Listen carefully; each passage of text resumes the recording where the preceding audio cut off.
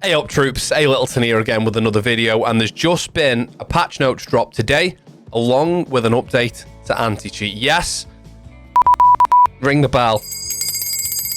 An update on the anti-cheating situation. I don't think it's going to change things massively, but it's just going to set out their strategy and what they plan to do with it. I know I've certainly been affected badly with cheating, but we're staying positive and there's some good news coming, hopefully. I've genuinely not read these yet. I've opened it. I've got in from work about 10 minutes ago. I've opened up the update, I've looked at the patch notes, and then we're going to have a look at the anti-cheat update together. So all in one take, swap scenes. Boom, patch notes. Look at that. What a transition. Year 8 Season 4.3 patch notes. Bear in mind, Invitational's going on at the minute, so there's not going to be a massive amount of news when it comes to patch notes. They're not going to change operators. They're not going to change various things whilst Invitational's going on. Imagine if they did. If they were, oh yeah, Fenrir now has 3 instead of 5. Imagine if they changed that mid-Invitational. So you can find here the updates on Year 8 Season 4.3. There's not a lot going on. It's only a small update, 0.4 gig. Tweaks and improvements. Game health. Overall stability of the game has been improved. That's just really generic, but hopefully it means that there's less SPF drop. FPF? FPS. I wanted to say SPF there, which is like sun cream. FPS drops, etc. For FPS improvements, we've added... we've addressed FPS... I can't speak now. Right, shut up, Andy. Reset. We've addressed the FPS drop issue that occurs when two browsers auto canister is used. We appreciate the input from the community to help make this fix possible. That's huge because I know I'm quite lucky where I've got a decent PC in the sense that I would drop to like 150 FPS. I know there's people out there that were already on 160 FPS to start with and dropped down to like 40 FPS. So it affected me, but not as much as others. So I'm just glad to see that that's now improved. Anti-cheat has been changed to detect a larger quantity of cheating overall. For more information, check out the devlog. We'll be clicking this in just a second. Bug fixes. Rooms are too dark on the consulate map, so the lighting's now fixed on consulate. Fix. This is huge for me, because I really missed this. Drones can't break windows by jumping through them. I hated that. I wanted to be able to break the windows with the drone, so now I believe I can break windows again. Or, you know, like the wooden barriers on Skyline, you can break those now again with drones, I believe. So, not a massive patch by any stretch, just a bit of health, isn't it? It's a bit of a health check, a health scan, whatever you want to call it. Whatever that means, I'm not sure. The FPS improvement sorted when the Zotto canister is used is huge. And this is the big one. Boom. Anti-cheat. Let's get into it. Anti-cheat status update, 15th of February 2024. That's today. That's right now. Current cheating landscape. Today, we'll show what our player protection team is doing to reinforce our anti-cheat and security systems in order to protect the player experience. We've recently acknowledged that the increased frustration that players have felt lately regarding cheating is clear that the landscape of cheating in Siege is evolving. Correct. For example, the QB system on PC is directly impacting cheat creation by making new cheats more difficult to create. It's been extremely successful in shaking up the cheating ecosystem with some Siege cheat providers. It doesn't even say Siege. Some Siege cheat providers leaving or shutting down. Can I just say, whilst I know I'm recording a video and whilst I know people are watching, reading is not as simple as it sounds. However, new solutions and additional security measures can often act as a double-edged sword. We deter less experienced cheat makers, but those that are well implanted will work harder to release new functional and undetectable cheats. This is why fighting cheats is a continuous endeavor. Absolutely agree. This is not, look, get a new anti-cheat is not the answer to the cheating problems in Siege. Oh, we need a kernel level anti-cheat. BattlEye is kernel level. Now, the difference, I don't know if people are aware of this, but the main difference between BattlEye and what everybody classes as best-in-class anti-cheat Vanguard, BattlEye doesn't launch with your PC. Vanguard does launch with your PC. Vanguard is the Valorant anti-cheat. The difference is you can load up whatever you want to load up cheat-wise and then launch Siege. And BattlEye will only start working when Siege is launched, or will start becoming active when Siege is launched. However, Vanguard is active all the time when you turn your PC on. When you launch your PC, Vanguard will launch with your PC. If you then close Vanguard, you can't play Valorant until you restart your PC. That's one of the main differences. So Vanguard will always be on, always be detecting things what you're doing. If you close Vanguard, you can't play Valorant until you restart your PC and Vanguard starts again with your PC. BattlEye doesn't do that. But it is still kernel level. And look, I'm going to ruffle a few feathers here. BattlEye is actually an half-decent anti-cheat, you know. There's a lot worse out there. BattlEye isn't bad. It's just cheating in this day and age is a nightmare to combat against. It's just constantly cat and mouse. as an anti-cheat dev, whatever you want to call it, you're an anti-cheat technician, you work on anti-cheat, whatever you want to call it, you don't know what you've got to beat until it exists. So you can put as many things in that you want to try, as many different things you want to try and do to try and stop people developing cheats, to try and detect cheats where possible. But ultimately, you don't know what you've got to try and beat until it already exists. And by that point, it's too late. By that point, people are cheating in the game and you go, okay, new cheat just developed over there. Okay, right. Now we figure out that we stop this one with a left hook and then a right hook. Okay, fine, no problem. Next cheat turns up and you go, right, left hook, right hook. Oh, no, wait, that doesn't work on that one. Now we've got to develop a new way of detecting that. It's a nightmare industry to work in. It's never easy. And everybody wants things to happen like that. Me more than anyone as well, by the way. Like, I've worked out that this season, about half, slightly more than half of my games have been against cheaters in ranked, which isn't fun. But I get that it's not an easy thing to do. You don't know what you're beating until it's too late. It's never going to be easy. We've now made a concentrated push to guarantee the necessary resources that Siege needs. And as part of this, we've created a special task force. We call this task force our Strike Team, supporting player protection with anti-cheat and security in Siege. The Strike Team has brought experts from multiple fields together in order to accelerate our ability to fine-tune our anti-cheat solutions and target the most prolific cheats head-on. The good news. That sounds like it's new. This Strike Team didn't seem to exist before. We've created a special task force. All sounds a bit special forces, like they call it the anti-cheat team, but Strike Team sounds pretty cool as well. We know that there are undetectable cheats and gameplay exploits currently live in game, which are leading to a deteriorated gameplay experience. Do you know how hard it is for someone to admit that? Like, that's huge. Like, fair play for saying, look, this is bad at the minute. This is why we've implemented a Strike Team to tackle some of the most problematic cheats and exploits currently working in the game. It's crucial, however, that we not only react to cheats, but also work to make cheat creation more difficult, agreed. And to this end, our Strike Team has also been working on adding further encryption throughout the game. So, this QB, have they mentioned, from the QB system on PC. So QB is all about changing the game code and scrambling it every time you launch the game. And I'm not an anti-cheat expert, but I know that, say, for example, you used to load the game loaded with a code of 1, 2, 3, 4, 5, the cheat would be programmed to say, right, when the game loads 1, 2, 3, 4, 5, do this. But now when you load the game, it could be 3, 2, 1, 5, 4, and then the cheat goes 3, 2, 1, 5, 4. I thought it was 1, 2, 3, 4, 5. So some of the most basic cheats are gone, like they don't work anymore with Siege because of QB. But then, obviously, those out there that make a lot of money, and I'm not going to name names of cheating providers, but those cheat providers who've got a lot of time, a lot of very good developers who are working on, and it pains me to say very good developers because they're absolute and just ruining the game for everybody, but they can still try and develop systems that get around that type of thing. Cheats addressed.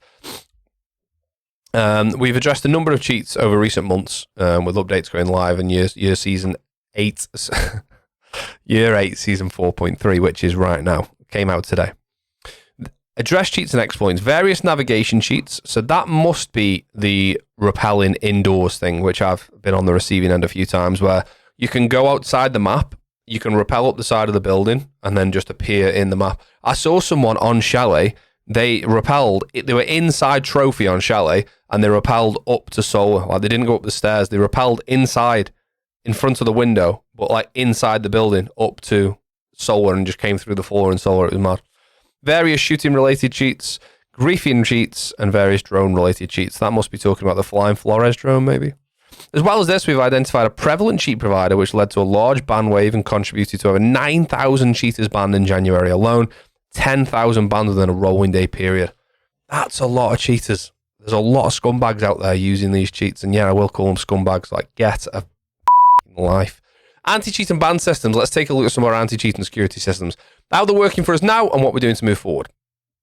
To start with, we'll assure you that our anti-cheat solutions are always active and are only ever temporarily disabled to resolve issues which could affect our ability to protect legitimate players. Once resolved, the affected system is then reactivated. That's a link. Where does that go? Let's just click on that. That goes to Twitter. Okay. We've activated QB almost. When was that? December 4th? Okay, yeah, fine. I knew about that. I need to go and press that and that. And then that. Oh, I've been add on here. Hang on a minute. I need to press F11. Go back to that. And go back down to where we were.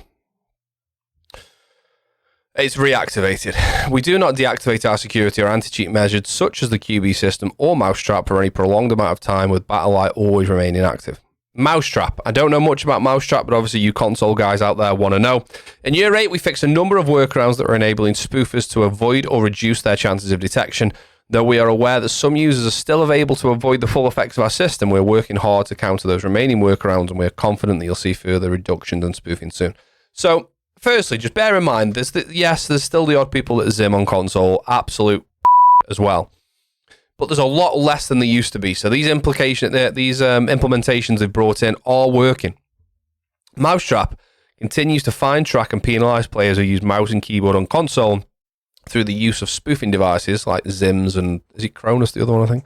And has remained active and effective throughout Year 8. The usage of spoofing devices, which saw a drop on the release of Mousetrap, has continued at this trend at a lower rate since its release. Our data also shows that players do swap to controller if viable Mousetrap workarounds are not available, making a better experience for everyone. Yeah, that's great news. If we can make more people who use M&K swap back to controller because whatever Mousetrap does, even better. We're currently investigating new solutions to detect more types of spoofing adapters, and we've recently pushed an update to Mousetrap to further increase its effectiveness whilst ramping up its effects.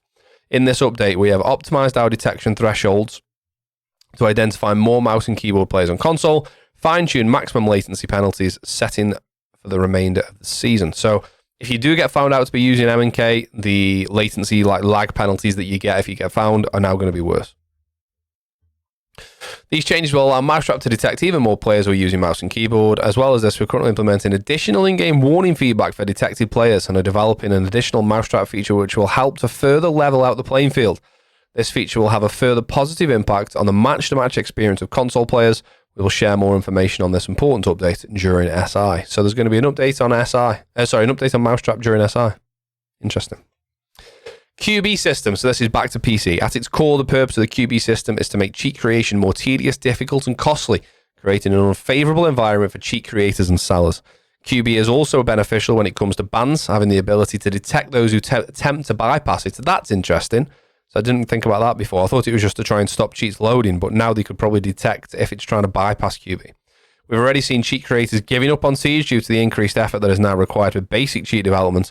It's made waves in the cheat market whilst having a great impact on Siege.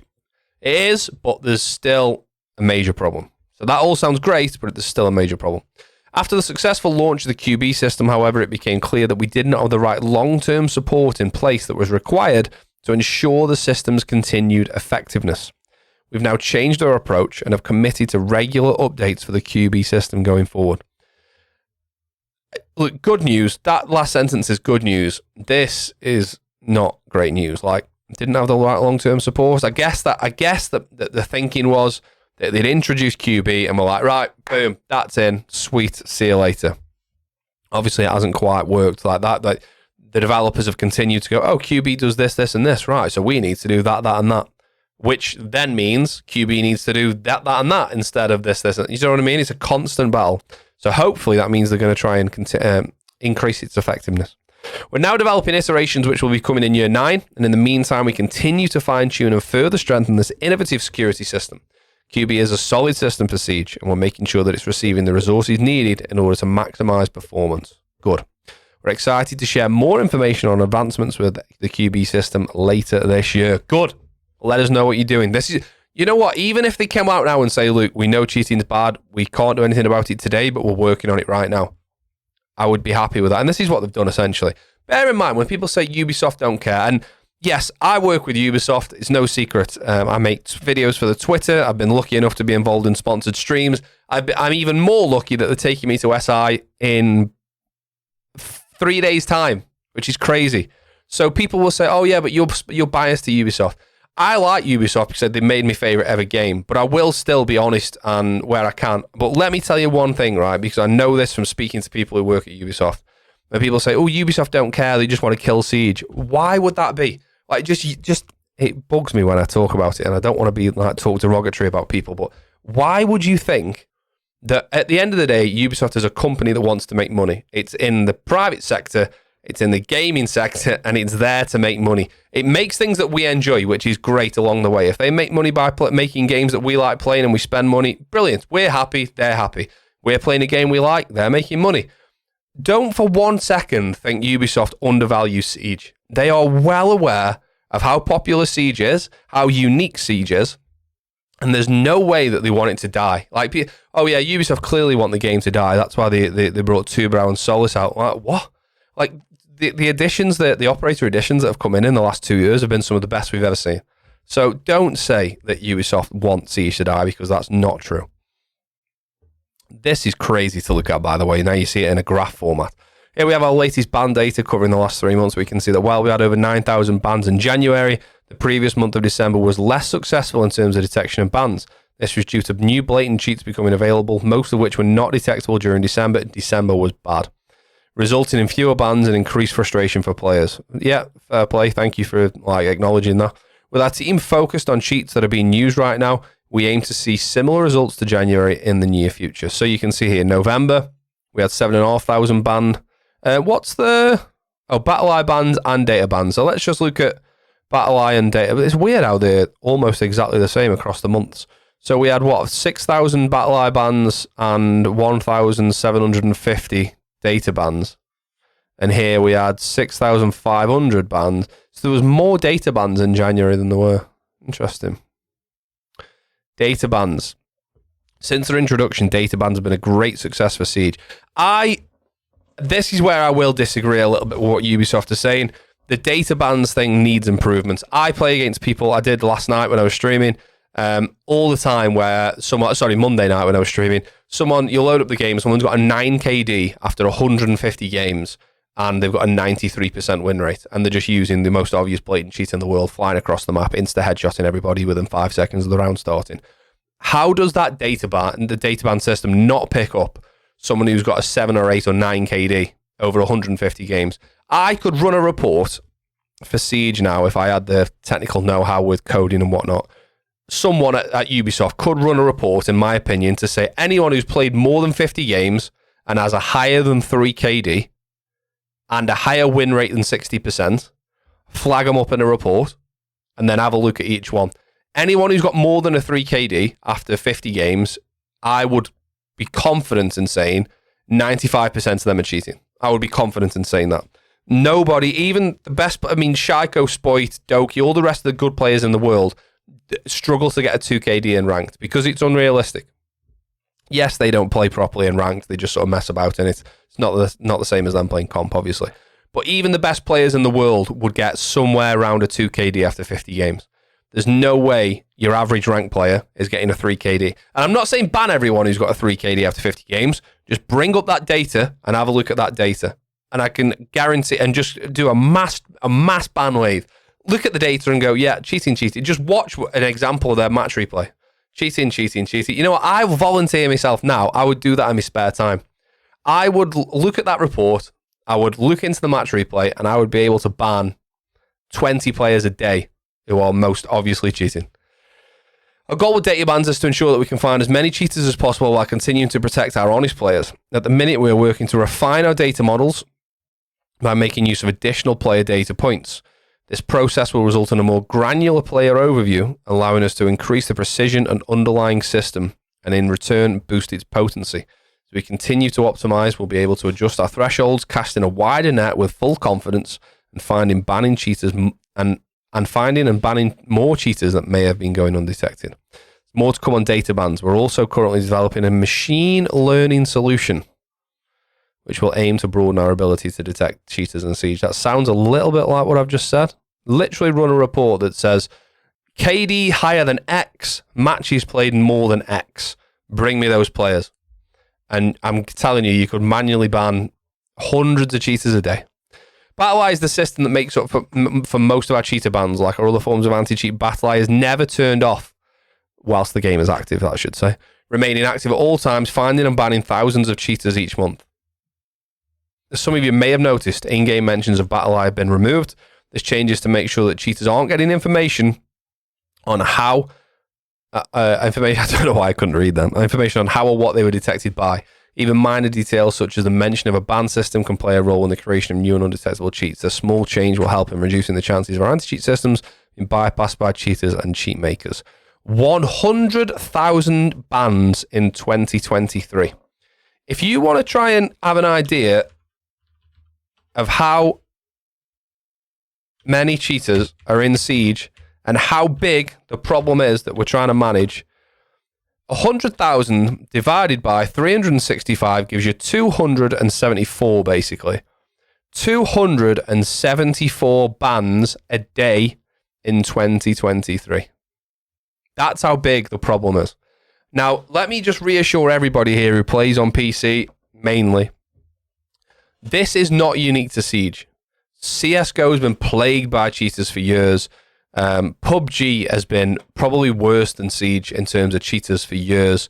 Valorant still gets the odd cheater, even though Vanguard is the most effective, you would say. And Rust is full of cheaters. GTA RP is full of cheaters. Cheating is a major problem in the games industry at the minute, and it's not just Siege that's having the problem. Apex is another one that really struggles with cheating at the higher ranks. Every single FPS, every single game, not even competitive games. I know people cheating GTA RP. I say I know people. Like that guy I interviewed, if you search A. Littleton cheating or A. Littleton cheater on YouTube, you'll find the interview I did with the cheater where he says he admits to using aimbot in GTA RP. One of the most relaxed games out there that's all about chilling and having fun. And this guy was using an aimbot to cheat in there. That's how bad cheating is on PC at the minute. And on console with spoofers and whatnot. So look, rest assured, it's not that that's good news, it's not just you, it's not just Siege who's got cheaters, but just know that it's not just our game that's got the problem. The whole industry is plagued with the problem at the minute. We know that cheaters have a big impact on Siege and everyone's enjoyment of the game, which is why we're boosting our anti-cheat resources. We already have results to show this in January, and we have much more to come. We're focused on strengthening our anti-cheat tools, tackling current high-impact cheats, and ultimately giving players the experience they log on for. I said they long for them. Make sure to watch 6 Invitational, Year 9, Season 1, and the Year 9 reveals from Saturday the 24th and Sunday the 25th of February for more information on our player protection plans. Just going to leave that on the screen there whilst we talk about 100,000 bans. That's mad. Look, a lot of things they've said there. I thought it just might be an update, but there are things which are changing there. They're increasing the resource into... Let me find out what it was called. Am I going to find this easy enough? We created a special task force. They've created a new team. The team is called the Strike Team. They're increasing resource into the QB system. They're bringing out something new to do a mousetrap. It's a constant battle that's an ever-evolving battle. What I will say is since the end of January, beginning of February, cheating has gone down for me drastically. I would probably say I now play 1 in 3 cheater games, where it was 3 out of 5 during January, give or take. I did do the maths, and it was just over half of my games this season have been against cheaters. So obviously we've cancelled a lot of them, or we've just got out, had someone else cancel those games, so we haven't had to play them. But the cheating number has definitely gone down in the last 2 or 3 weeks for sure. So hopefully it continues that way on an upwards trend, and whatever measures they're bringing in to reduce cheating continue to be on the rise, and we get less and less cheaters as the year goes on. Nobody enjoys it, but coming out with that update there has given me a bit of confidence that they realise it's a major problem. Yes, they do care. No, they don't want Siege to die. And I'm keeping my fingers crossed for the next couple of weeks, next couple of months, especially this update that they mentioned here in the reveal panel at SI, that we're going to see even more improvements and even more advancements in what they do to counter cheating. It's not an easy job, but fingers crossed we can look forward to reduced numbers. Anyway, there you go. That's the update. The patch notes, not really that important. Consulate's no longer dark, and the 2-brow frame drop thing's getting fixed. Importantly, more resource going into cheating, into tackling cheating, and a new team created to try and tackle it as well. Also with mousetrap updates for your console fans. Look, I feel better for reading that. It's still not great that we're playing cheaters, but for them to acknowledge it and to know that they're trying to fix it is comforting. So, yeah, fingers crossed we see that improve in the future. Nice one for watching. I'll see you next time. Cheers!